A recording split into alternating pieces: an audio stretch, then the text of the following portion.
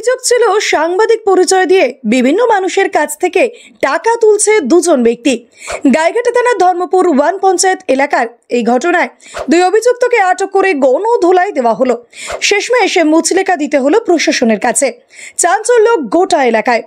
ঘটনার বিবরণে জানা যায়, দুই ব্যক্তি প্রথমে ফেসবুকে পেজ বানিয়ে আই কার্ড তৈরি করে, তারপর ব্যবসায়ী ঠিকাদার সহ বিভিন্ন পঞ্চায়েত সদস্যদের ভয় দেখিয়ে তাদের কাছ থেকে টাকা নিয়ে বিষয়টা মিটিয়ে নেয়। এইভাবেই ধর্মপুর ওয়ান গ্রাম পঞ্চায়েতের প্রায় 30 থেকে 35 জনের সঙ্গে মিথ্যাচার করে টাকা তুলেছে। ওর সাথে হাবড়ায় তুমি ডেলি আসো? তোমাকে তো ডেলি, তোমার নামেও তো অভিযোগ। কি নাম তোমার? আমি এসব কিছু জানি না, আমার নাম সুমিত মজুমদার। এ বিষয়ে ধর্মপুর ওয়ান গ্রাম পঞ্চায়েতের প্রধান জানান, শনিবার এক ব্যক্তিকে মাটি কাটার ভয় দেখিয়ে টাকা চায় প্রথমে, তারপর পঞ্চায়েতে ডেকে ওই বিষয়টিকে রহস্য উদ্ঘাটন করার চেষ্টা করা হয়। তখনই তাদের সন্দেহ হয় সাংবাদিক কেন টাকা চাইবে। এমনটা ভেবেই তারা বুঝতে পারেন ওই সাংবাদিক ভুয়ো। শুধু কি তাই, তার ভুয়ো প্রেসে লিখে নিজের গাড়িতে লাগিয়ে ঘুরে বেড়ান তারা। ওই এলাকায় বিভিন্ন জায়গায় বুক ফুলিয়ে দাপিয়ে বেড়ান তারা। তাদের কাছে কোনো বৈধ কাগজপত্রও নেই। সেটা সাধারণ মানুষ প্রথমটায় কিছুই বুঝে উঠতে পারেনি, তাই কেউই কিছু আন্দাজ করতে পারেনি যে তারা ভুয়ো সাংবাদিক। অভিযোগ যদি আপনাদের বলতে হয়, 2018 সালে যখন আমি এখানে শপথ নিয়ে আসি, তারপর থেকে একটা এলিগেশন আসছে যে একজন সাংবাদিক সেজে সেই এলাকার বিভিন্ন জায়গায়, দেখুন মফস্বলে সমস্ত মানুষ আইন মেনে চলতে পারে না, ত্রুটি বিচ্যুতি থাকে, তাদেরকে বাঁচিয়েও অনেক সময় নিতে হয়।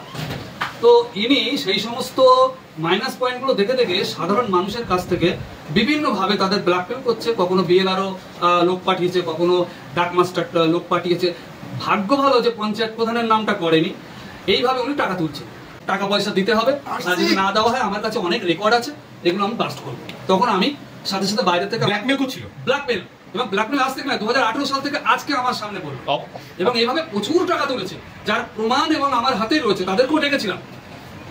যখন এটা জানতে পেরেছি, সাথে সাথে আমার কর্মীকে বললাম ইশারা করে যে বাইরে থেকে গেটটা টানো। গেটটা টানার পরে তখন যারা যারা টাকা এরকম দিয়েছে তাদের এক এক করে ডেকেছি। তারা এসে বলছে এই সেই ভদ্রলোক। কত লোকের কাছ থেকে টাকা নিয়েছে? আনুমানিক প্রায় 34 থেকে 35 জনের কাছ থেকে মোটা অঙ্কের। আর যদি ছোটখাটো ওই 500, 700, 1000 যদি ধরি, তাহলে 1-150।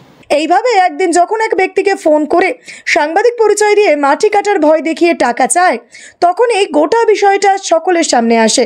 তারপর তাদের ডেকে বেধড়ক মারধর দেয় স্থানীয়রা। 2-4 গা দিতে থাকেন উপস্থিত জনতারাও। তারপর তুলে দেয় পঞ্চায়েত প্রধানের হাতে। এরপর এমন কাজ আর করবে না, এই কথা লিখে পঞ্চায়েত প্রধানের কাছে মুচলেখা দিয়ে সেখান থেকে চলে যায় তারা। এমন ঘটনায় চাঞ্চল্য ছড়িয়েছে গোটা এলাকা জুড়ে। টাকা কত বছর ধরে টাকা নিচ্ছেন? এর আগে কোথায় কোথায় টাকা নিয়েছেন? আজকে কত টাকা নিয়েছেন? আজকে কত টাকা নিয়েছেন?